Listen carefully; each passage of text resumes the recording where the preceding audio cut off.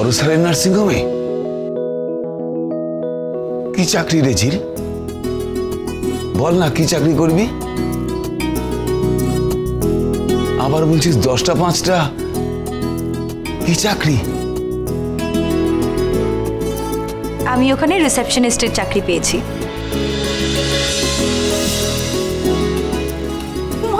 হ্যাঁ হ্যাঁ ঝিল, এটা তো খুব খুব ভালো কাজ, তাই না? দেখো না, চেয়ার টেবিলে বসে আমার কাজ।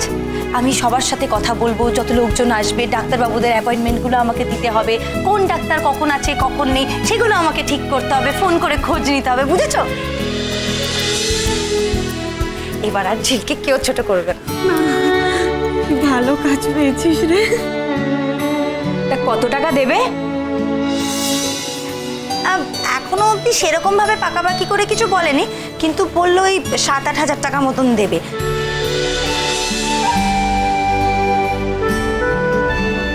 আর সব থেকে ভালো ব্যাপার হচ্ছে 10টা থেকে 5টা, মানে আমি সকালবেলা যাবো, বিকেলে চলে আসবো। আর জানো মা, দুপুরের খাবারটাও দেবে। বাহ, তোদের তো কপাল খুলে গেল রে। হ্যাঁ, এই বড় লোকদের নজরে পড়েছিস, তোদের আর পায় কি?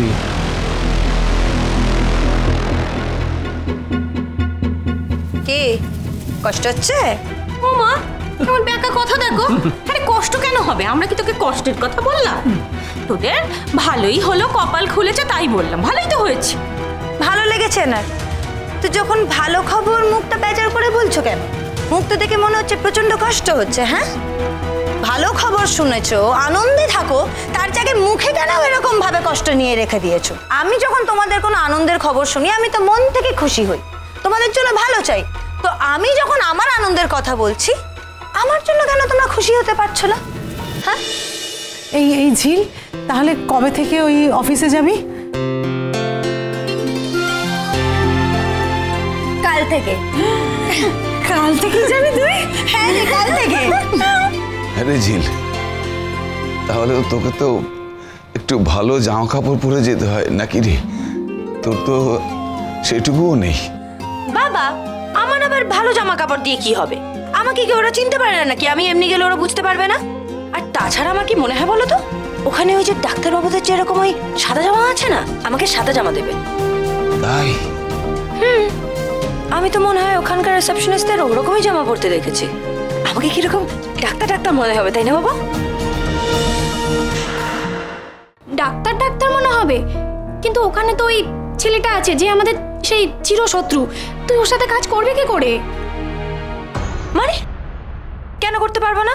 ওই হসপিটালে কি শুধু ওই লাকসাপটাই আছে নাকি? রয়েছে তো বড় মামু, সব থেকে বড় ব্যাপার।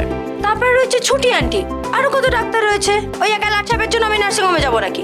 আমি আমার মতো যাবো, চেয়ার টেবিলে বসে কাজ করব, চলে আসবো, নাকের ডগাতে সবার সামনে কাজ করব। এইবার যদি এটা দেখে ওই লাকসাপটা হজম করতে পারে, খুব ভালো কথা। তা না হলে দেখবে চলবে, লুচির মতো ফুলবে আমার দিয়ে। আমি না ওই বটতলার মন্দিরে গিয়ে পুজো দিয়ে আসবো। ঠাকুর এতদিনে মুখ তুলে চেয়েছে, বল আমার মেয়ে চাকরি পেয়েছে।